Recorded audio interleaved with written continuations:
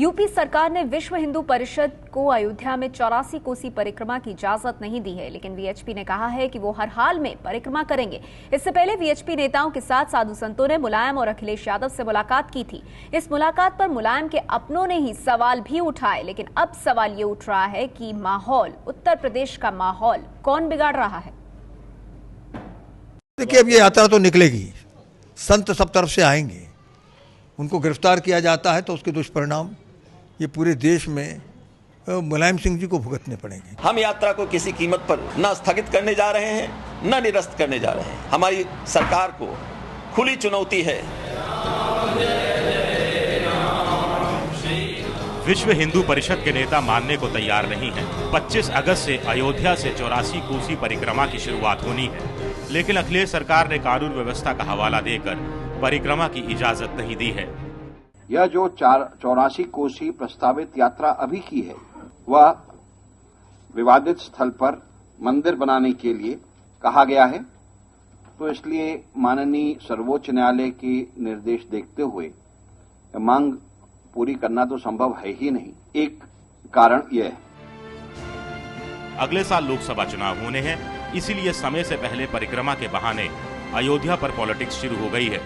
BJP भी परिक्रमा के पक्ष में खड़ी है और इस प्रकार की निर्णय लेकर यूपी सरकार देश के अंदर जो सेक्युलरिज्म है उसको खत्म कर रही है। परिक्रमा 25 अगस्त से शुरू होकर 13 सितंबर तक चलनी है। अयोध्या से शुरू होकर 300 किलोमीटर की यह परिक्रमा बाराबंकी, बहराइच, गोंडा, बस्ती और अंबेडकर नगर होते हुए फिर अयोध्या में खत्म होनी है। यात्रा की इजाजत के लिए विश्व हिंदू परिषद के सबसे बड़े नेता अशोक सिंघल के नेतृत्व में साधु संतों ने 17 अगस्त को मुलायम सिंह से मुलाकात की थी। अखिलेश यादव भी इस बैठक में मौजूद थे, लेकिन अब अखिलेश ने भी साधु संतों को लाल झंडी दिखा दी है। हम तो मिल करके आए, आपसे सौहार्दपूर्ण वातावरण मुख्यमंत्री जी ने इतने अच्छा, आपको उनकी बातों का भरोसा करना है। और नई परंपरा को हमारे सरकार ने कोई इजाजत नहीं दी है। कोई नई परंपरा नहीं, तो उनको बता दिया गया था, ये बता दिया गया था कि वर्ष भर होती है यात्रा। जिसने किसी ने भी बताया है, ये गलत बताया है। और सुप्रीम कोर्ट की वो बात कह रहे थे कोई नई यात्रा नहीं निकल सकती है, तो ये नई यात्रा है ही नहीं। 84 कोसी परिक्रमा के लिए अशोक सिंघल ने यूपी सरकार को 10 अगस्त को चिट्ठी भी लिखी थी। इसके हफ्ते भर बाद मुलायम से मुलाकात हुई। सवाल उठ रहे हैं कि अगर मना ही करना था तो मुलायम और अखिलेश मिले ही क्यों? वैसे इस मुलाकात से नाराज आजम खान का मानना है कि कुछ लोग माहौल खराब करने में जुटे हैं। इसके पीछे बस यही हो सकता है कि जो लोग बिल्कुल अंधेरे में चले गए थे, कुछ हालात की किरण उन पर भी आए। ऐसे लोग जिनकी तलाश मोदी जी ने भी नहीं की और वो व्हील चेयर पर ही बैठे रह गए हैं, तो चाहते हैं बैसाखी मिल जाए उन्हें। कोई नई परंपरा नहीं, तो उनको बता दिया गया था, ये बता दिया गया था कि वर्ष भर होती है यात्रा। जिसने किसी ने भी बताया है, ये गलत बताया है। और सुप्रीम कोर्ट की वो बात कह रहे थे कोई नई यात्रा नहीं निकल सकती है, तो ये नई यात्रा है ही नहीं। अयोध्या राम जन्मभूमि मंदिर के मुख्य पुजारी भी सरकार के फैसले का विरोध कर रहे हैं। परिक्रमा कभी भी की जा सकती है और सरकार ने यदि परिक्रमा पर रोक लगाई है तो ये गलत है, क्योंकि वो धार्मिक अनुष्ठान है। हम कोई भी धार्मिक अनुष्ठान परिक्रमा किसी दिन कभी भी कर सकते हैं। इससे पहले रविवार की रात झांसी जा रहे बीजेपी सांसद आदित्यनाथ को पुलिस ने कानपुर में ही ट्रेन से उतार लिया था। आदित्यनाथ धारा 144 लागू होने के बाद झांसी में जलाभिषेक करने जा रहे थे। बड़ा सवाल यह है कि यूपी में कौन माहौल बिगाड़ रहा है? सवाल यह है कि उत्तर प्रदेश में माहौल कौन बिगाड़ रहा है। हमारे साथ आज की इस चर्चा में खास मेहमान मौजूद हैं। हमारे साथ मौजूद हैं बीजेपी से रामेश्वर चौरसिया जी। इस चर्चा में हमारे साथ जुड़ गए हैं विश्व हिंदू परिषद के प्रवक्ता प्रकाश शर्मा जी, साथ ही कांग्रेस पार्टी से नेता अखिलेश सिंह साहब मौजूद हैं और समाजवादी पार्टी से बुक्कल नवाब साहब हमारे साथ इस चर्चा में जुड़ गए हैं। आप सबका स्वागत है। प्रकाश शर्मा जी, इस चर्चा की शुरुआत आपसे करना चाहूंगी। सबसे पहला सवाल तो ये है कि ये 84 कोसी परिक्रमा ये वीएचपी की तरफ से हर साल इसी वक्त होती है? वीएचपी हर साल करेगी, ये कोई जरूरी है क्या? परिक्रमा करना जरूरी है। कौन हर साल करता है, कौन हर साल नहीं करता है, ये जरूरी है क्या? परंपराएं टाइमिंग को लेकर सवाल उठता है की होती है, हर सिद्ध क्षेत्र प्रकाश शर्मा जी, आप मेरी बात पूरी। टाइमिंग कौन टाइमिंग हमारे शास्त्र तय करेंगे कि आप तय करेंगे या मुलायम सिंह जी तय करेंगे या अखिलेश जी तय करेंगे? शास्त्र और धर्माध्यक्ष जो तय करते हैं परिक्रमा करने की परंपरा या किसी भी सिद्ध क्षेत्र की है, किसी भी धार्मिक नगरी की है और पूरे वर्ष भर चलती है। किसी विशेष समय में उसको अधिक लोग करते हैं और किसी समय में उसको कम लोग करते हैं। अब परिक्रमा इस देश में धार्मिक नगरी की परिक्रमा करने के लिए भी अनुमति और स्वीकृति की जरूरत होगी।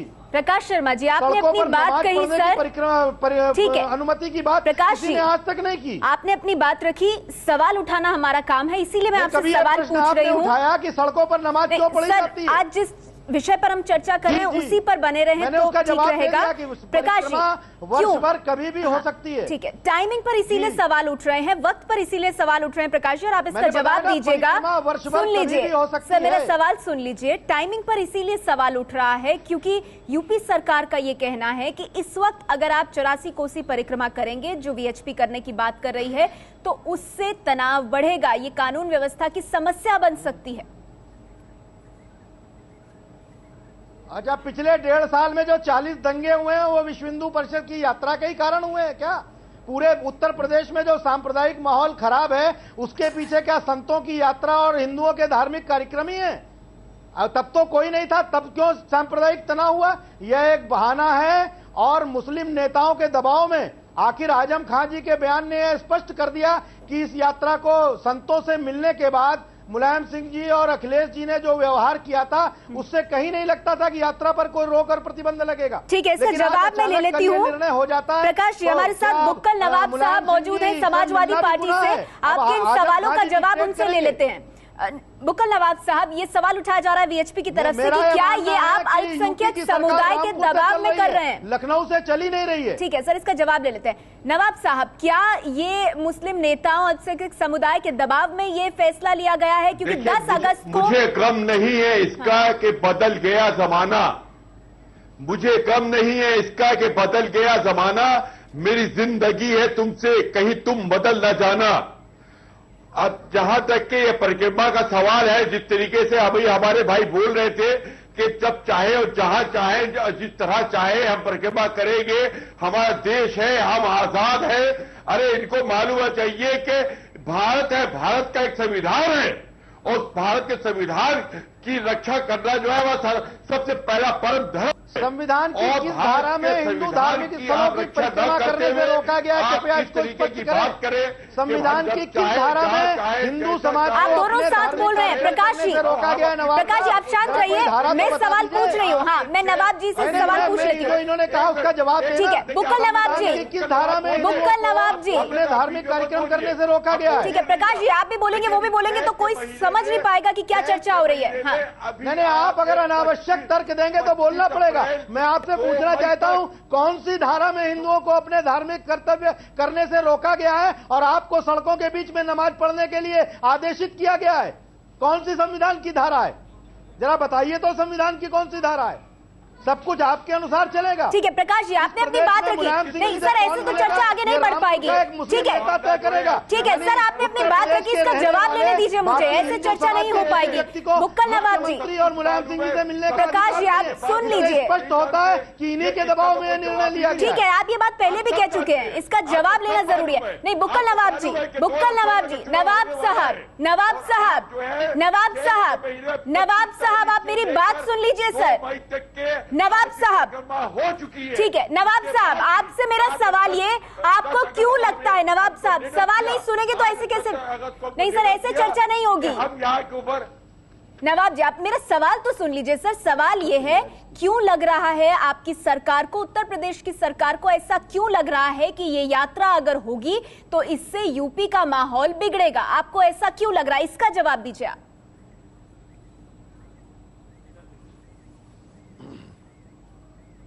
देखिए, हमें इसलिए लग रहा है कि इन्हीं ने हमको 10 अगस्त को एक हमको प्रार्थना पत्र दिया था कि हमको जो है यहाँ के ऊपर 84 ये जो है इसको करना है, ये यात्रा इनको करना है। गोंडा, बहराइच और आपका अम्बेडकर नगर और आपका बस्ती, तो इस तरीके से 5-6 जिलों का कम से कम आपने हमको दिया। 412 किलोमीटर का आपका जो था ये परिक्रमा का प्रोग्राम था। हमने वहां से रिपोर्ट मंगाई, हमारी जिस तरह से रिपोर्ट आई है हमें इजाजत नहीं दी जा दी जा सकती कि ऐसी स्थिति में हम आपको ये परिक्रमा करने की इजाजत दे, हमारे यहाँ पर शांति भंग हो, हमारे हिंदू मुस्लिम जो हम लोग एक दूसरे से मिले हुए हैं, गले मिलकर चल रहे हैं, आप वहां से गुजरात से महाराष्ट्र से लोग आते हैं। नहीं नवाब जी, ठीक है, आपने अपनी बात रखी। आपने कहा कि सांप्रदायिक सौहार्द बिगड़ेगा, ये आपकी सरकार मानती है। ठीक है प्रकाश जी, मैंने रोक दिया उनको, उन्होंने अपनी बात कही। अब आप बीच में बोलेंगे तो बाकी मेहमानों को हम नहीं ले पाएंगे। नवाब साहब, आपने अपनी बात रखी, ठीक है, मुझे आगे बढ़ने दीजिए। अखिलेश जी, आपको क्या लगता है जो स्थिति यूपी में बनी है वीएचपी यात्रा को लेकर के, ये सब जितना भी हुआ, कौन माहौल बिगाड़ रहा है, गलती कहां पर है? इन्हीं लोगों ने ये सब कराया है। अखिलेश जी, ये माहौल बिगाड़ने का काम कौन कर रहा है? इस समस्या क्यों पैदा हो रही है इस यात्रा को लेकर? नवाब साहब, मेरा सवाल अखिलेश जी से है सर। अखिलेश जी से मेरा सवाल है सर। जी अखिलेश जी बोलिए। इस पे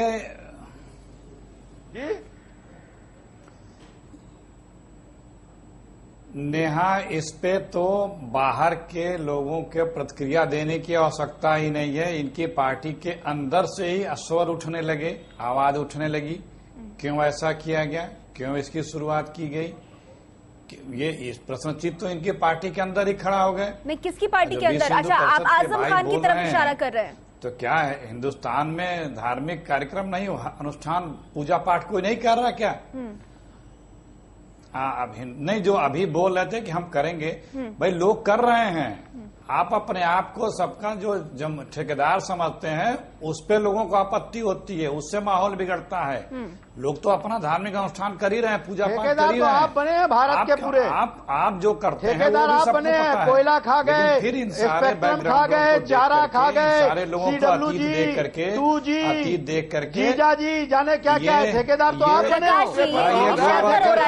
मैं बीच में धार्मिक कार्यक्रम करना चाहते हैं, आप क्या बताएंगे? मैं आपके पास आऊंगी सर, आपसे मैं प्रतिक्रिया लूंगी। प्रकाश जी, पूरा देश देख रहा है कौन बना है। प्रकाश जी, आपने अपनी बात रखी सर, मैं आपके पास फिर से आऊंगी प्रतिक्रिया के लिए। बीच में जो अनावश्यक चर्चाएं कर रहे हैं उसका जवाब देना बहुत जरूरी है। आपके पास मैं आऊंगी, आप तब इसका भी जवाब दीजिएगा, अपनी भी बात रखिएगा। अखिलेश जी, आप अपनी बात पूरी कीजिए, मुझे रामेश्वर चौरसिया जी के पास जाना है। फिर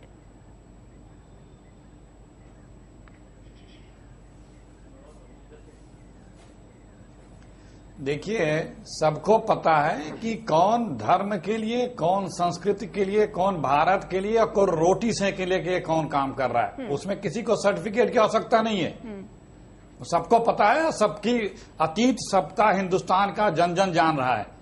हम बहुत इस पे प्रतिक्रिया देना इसलिए नहीं चाहते क्योंकि दोनों दलों के बीच की बात थी, दोनों लोग मिले थे और उन्हीं लोगों के बीच से बात आपत्तियां भी उठी हैं, उसका समाधान इन्हीं लोगों को करना है, देश और प्रदेश की जनता को बताना है। ठीक है अखिलेश जी, ठीक है, आपने अपनी बात रखी। आप कह रहे हैं बहुत ज्यादा इस पर प्रतिक्रिया नहीं देना चाहते, लेकिन आप कह रहे हैं जो स्थिति है वो सब देख रहे हैं। रामेश्वर चौरसिया जी, प्रदेश की जनता सर आपसे मैं सवाल का जवाब जानना चाहूंगा। प्रदेश की जनता का जो है सुरक्षा, प्रदेश का माहौल प्राथमिकता पे होना चाहिए, हमारे सद्भाव प्राथमिकता पे होने चाहिए। ठीक है, तो आप जो है आप सपोर्ट कर रहे हैं, जो डिसीजन रहा है उत्तर प्रदेश सरकार का, उस पर आप हामी भर रहे हैं। रामेश्वर चौरसिया जी, मैं उम्मीद करूंगी कि इस सवाल का जवाब मुझे आपसे मिल पाएगा। सर, टाइमिंग को लेकर क्यों सवाल उठ रहा है? टाइमिंग को लेकर इसलिए सवाल उठ रहा है, जो सवाल मैंने पूछा था कि 84 कोसी की यात्रा क्या हर साल इसी वक्त होती है, और अगर ऐसा नहीं है वक्त कभी भी।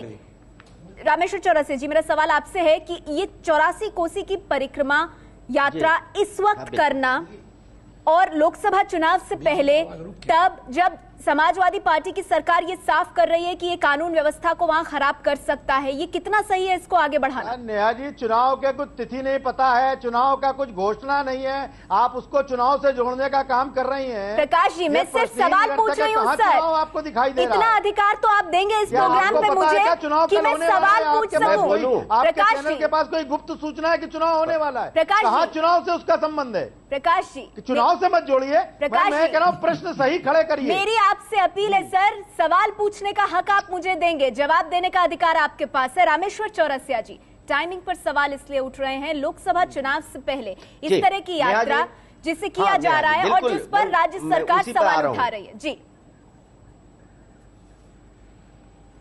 देखिए नेहा जी, पहले तो बात मैं आपको पूरी कर दूं, समझा दूं ये यात्रा कोई, देखिए अयोध्या में लाखों लोगों की कार्तिक में भी यात्रा होती है, 4 पुलिस वाले नहीं रहते हैं। अभी पूरे सावन में नेहा जी सारे प्रदेश में, सारे देश में जलाभिषेक के लिए लाखों लोग पैदल गए, वहां गए, कहीं पुलिस की कहीं अव्यवस्था नहीं होती है।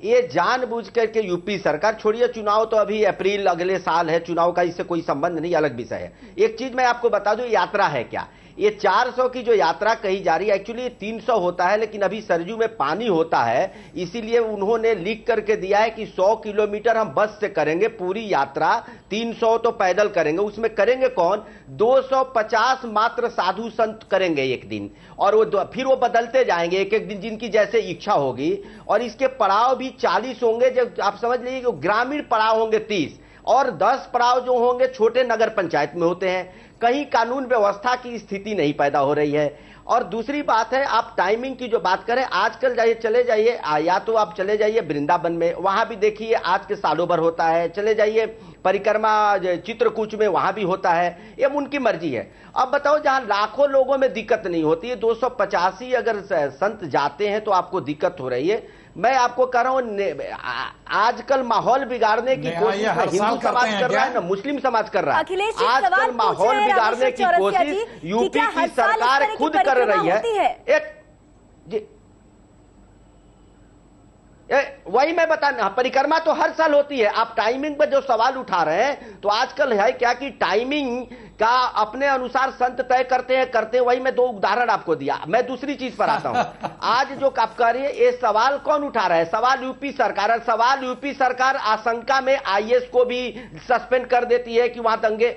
एक आजम खां जी पड़ गए हैं कि उनको लगता है कि पूरे जो मुस्लिम समाज का वोट है उसके वो ठेकेदार बन गए हैं। मैं उनको बोल रहा हूं, ये संवैधानिक ढांचा में एक कतई नहीं आता है कि कब कोई परिक्रमा करेगा, सबको स्वतंत्र आता है। मैं ये पूछता हूं कि क्या इस देश में अब जैसे ईद में और दिवाली में हो या दशहरा में आप इतने प्रबंध करते हैं जहां लाखों लोग होते हैं, तो अगर सरकार को आशंका है तो इस सरकार की जिम्मेवारी है कि 250 लोग कहीं कुछ कर दे, उसका प्रबंध सरकार नहीं कर सकती। मैं पूछना चाहता हूं। आपने अपनी बात रखी, इसका जवाब मैं समाजवादी पार्टी के नेता से लूंगी। लेकिन प्रकाश जी, आपके पास मैं आना चाहूंगी।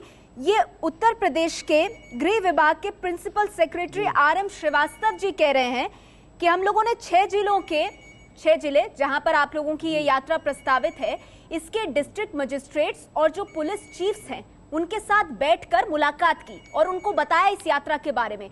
और वो 6 डिस्ट्रिक्ट मजिस्ट्रेट्स और पुलिस चीफ्स का ये मानना था कि इस यात्रा की इजाजत नहीं देनी चाहिए, माहौल खराब हो सकता है। तो आपको लगता है कि डिस्ट्रिक्ट मजिस्ट्रेट्स और पुलिस चीफ्स भी जो है वो भी किसी दबाव के तहत काम करेंगे? उनको अपने इलाके का पता नहीं होगा कि कहां तनाव हो सकता है या नहीं? नेहा जी, मैं 9 तारीख को उत्तर प्रदेश के ADG law and order Shri Arun Kumar ji से व्यक्तिगत रूप से यात्रा के संबंध में मिला था। नवाब जी, मैं आऊंगी आपके पास। ये सवाल प्रकाश जी से। अरे हमारी बात सुन लीजिए नवाब जी, मैं आती हूँ आपके पास। नहीं, फिर आप बोल नहीं पाएंगे। मेरी बात सुन लीजिए, मैं बता रहा हूँ। नवाब जी, मैं आऊंगी आपके पास सर। ठीक है, मैं आपके पास आऊंगी नवाब जी। आप प्रकाश जी को बोलने दीजिए। बताइए, नमाज कब पढ़ी जाती है परिक्रमा के बारे में बताइए। आप मेरे सवाल का जवाब दीजिए। मैं कह रहा हूँ, मैं 9 तारीख को उत्तर प्रदेश के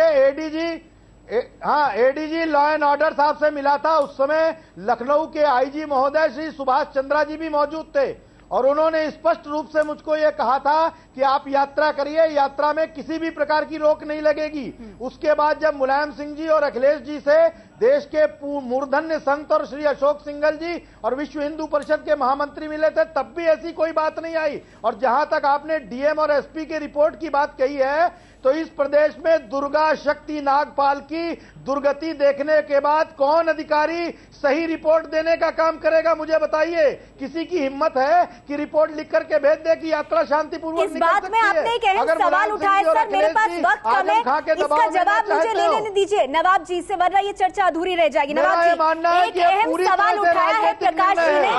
नवाब जी, सवाल सुन लीजिए।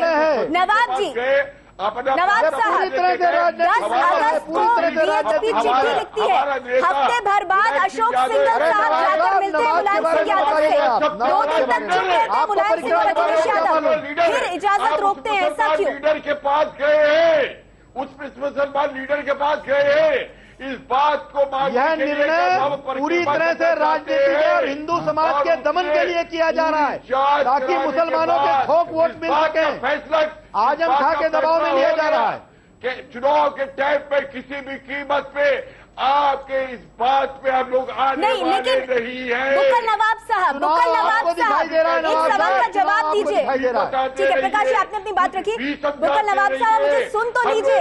किसी तरह का कोई असर होने वाला नहीं है। बुक्कल नवाब साहब, चुनाव को 2014 आपके मुख्यमंत्री 2 दिन तक इंतजार क्यों करते हैं मुलाकात के बाद? तुरंत क्यों नहीं कहा उन्होंने कि हम इजाजत नहीं देंगे इस यात्रा की?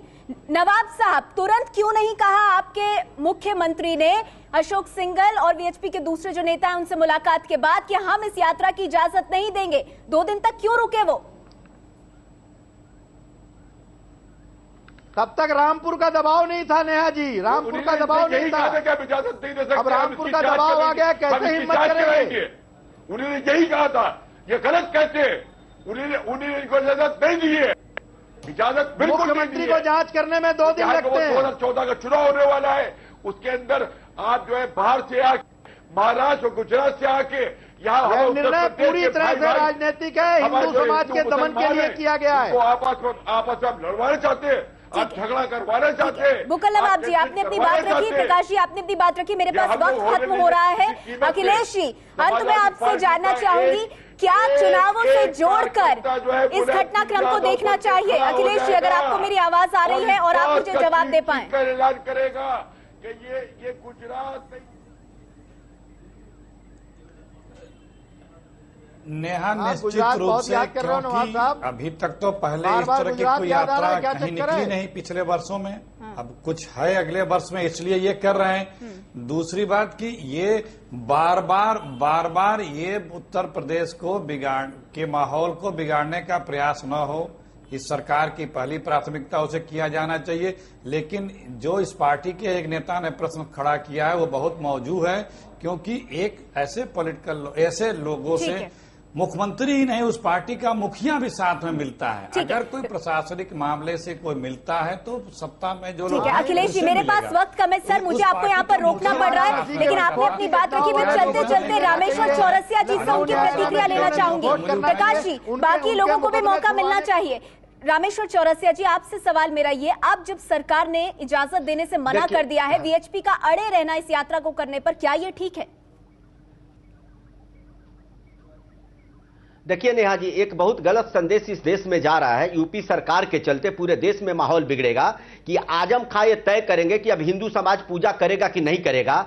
ये बड़ा गलत है। आपने जो बोला डीएम और एसपी, ऐसे और डीएम एसपी को तो तुरंत निलंबित करना चाहिए। जो 200 लोगों के यात्रा की व्यवस्था नहीं कर सकता, जो आईएएस आईपीएस, ऐसे लोगों को डीएम और एसपी रहने का कोई अधिकार नहीं है। ये डीएम एसपी का मामला नहीं है, पूरी तरह से राजनीतिक है। आजम खां जी जिस तरह का भाषा बोल रहे हैं, अखिलेश जी जिस तरह की बातें कर रहे हैं, जिस तरह की ये बातें चल रही है, पूरे एक तरफा बात चल रही है सिर्फ मुस्लिम वोट के लिए। इससे देश में माहौल खराब होगा, सरकार माहौल खराब करेगी। सरकार को मैं चेतावनी देना चाहता हूं कि सरकार इस तरह से माहौल खराब नहीं करे, जनता माहौल नहीं खराब कर रही है। नहीं हो रही है। शुक्रिया आप सभी मेहमानों का हमारे साथ इस चर्चा में जुड़ने के लिए। बड़ा सवाल यही कि इस राजनीति के बीच क्या यूपी का माहौल नहीं बिगड़ रहा है और उसकी तरफ कौन ध्यान देगा?